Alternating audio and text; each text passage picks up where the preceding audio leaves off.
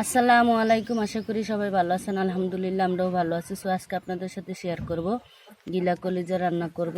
তো এই তো পাগুলো আমি কেটে নিয়েছি, গলা মাথা আর হচ্ছে যে গিলার কলিজাটা সুন্দরভাবে পরিষ্কার করে আমরা একটু সিদ্ধ করে ফ্রিজ আপ করে রেখেছিলাম।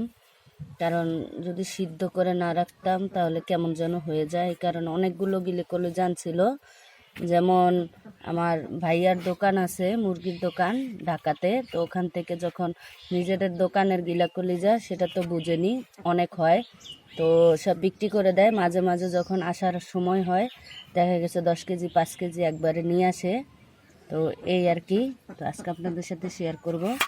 এই হচ্ছে উপকরণগুলো: জিরা ধনিয়ার গুঁড়া, রসুন বাটা, আদা বাটা, মরিচের গুঁড়ো, লবণ, হলুদ আর গরম মশলা।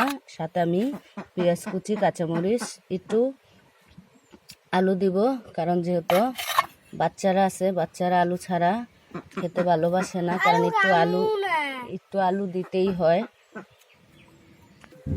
তো তেল দিয়ে নিলাম, এখন দিয়ে দিব পেঁয়াজগুলো।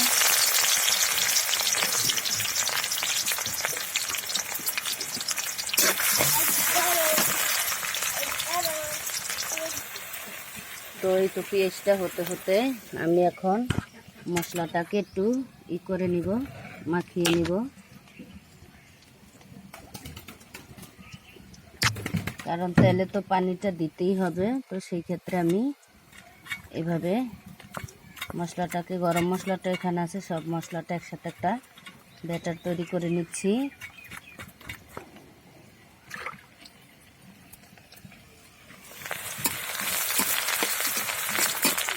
তো এই তো পেস্টটা হয়ে গেছে, এখন আমি দিয়ে দিচ্ছি মশলাটা। ভালোভাবে কষানো হতে থাক। এই তো মশলাটা কষানো হয়ে গেছে, এখন আমি দিয়ে দিচ্ছি পাগুলো, মাথাগুলো, গলাগুলো আর গিলা কলিজা যেটা সিদ্ধ করা। তো আমি এগুলাকে পরে দিব, না হয় গলে যাবে কলিজাগুলো। তো এখন এগুলাকে ভালোভাবে একটু কষিয়ে নেব, কষানো হতে থাক। এই তো কিছুক্ষণ কষিয়ে নিয়েছি, এখন আমি আলুগুলো দিয়ে দিব।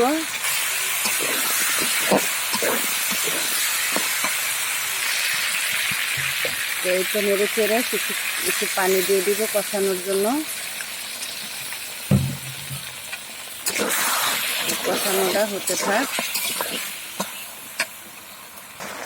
দেখেন পাগুলো কেটে নেওয়াতে কত সুন্দর দেখাচ্ছে, আর পাগুলো বড় বড় না কেমন লাগে।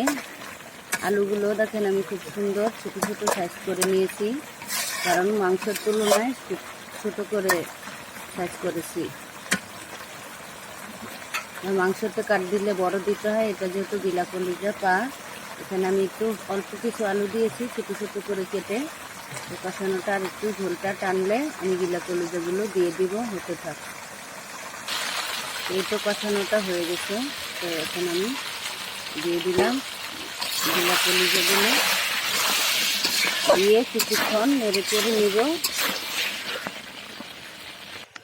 তো আর কি বলবো, কলিজা দিয়ে নেড়ে চেড়ে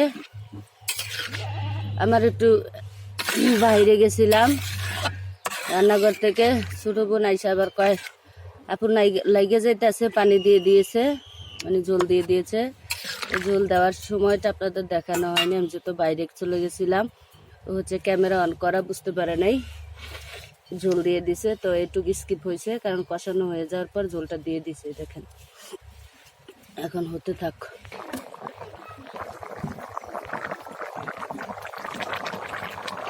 তো এই তো দেখেন হয়ে এসেছে তরকারিটা, ঝোলটা শেষ। এখন আমি কুচিয়ে রাখা কাঁচামরিচটা দিয়ে দিলাম। কাঁচামরিচ দেওয়ার কারণটা হচ্ছে কাঁচামরিচটা দিলে ফ্লেভারটা খুব সুন্দর আসে, যার জন্য কাঁচামরিচটা দিলাম। আর 2-3 মিনিট হোক, পরে নামিয়ে নিব।